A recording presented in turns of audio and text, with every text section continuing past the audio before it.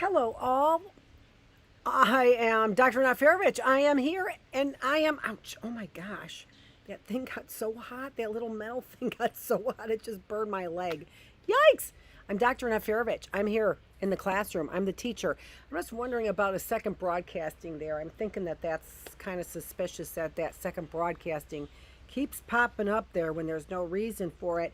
And very suspiciously, all my numbers have gone down, and I'm very disappointed. But there's a lot of suspicious things that's been going on, kind of like what's going on in Homer P. Figg's life.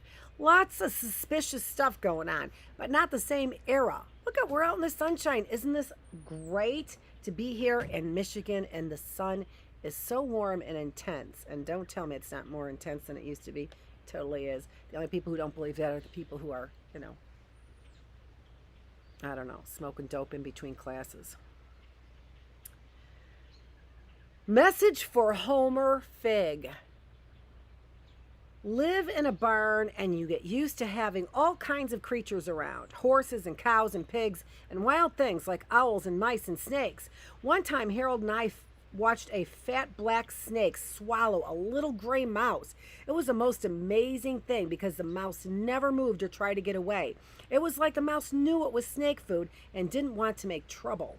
That's pretty much, remember, that was the same story that they had in the other one with Lemony Snicket. If you didn't, that was sort of the same thing. The mouse just was fine.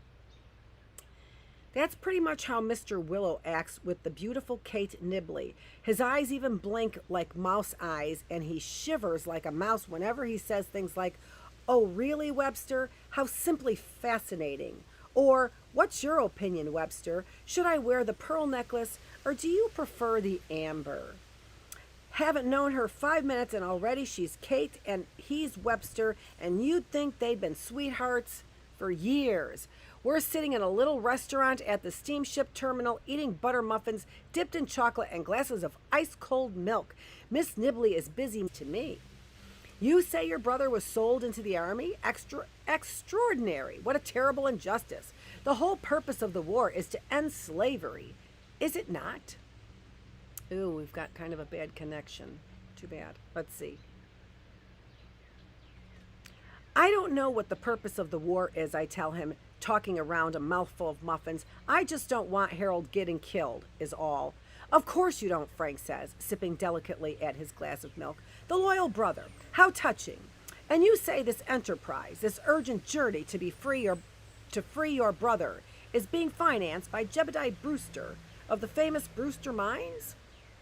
I didn't say no such thing, but Mr. Willow did, blurting out all the private business the first time Miss Nibley asked how Mr. Brewster is testing his character by sending him as my guardian, and how he has letters of introduction to very important people, and how he's been instructed to comes to that. He does everything but show her the money entrusted to him by Mr. Brewster, and that's only because I jump on his shoe. Homer, what has gotten into you? He asked, rubbing his skinny foot. Time we got on the ship, Mr. Willow. There's no hurry, says Frank Nibley, showing me his teeth. No hurry at all. Ship.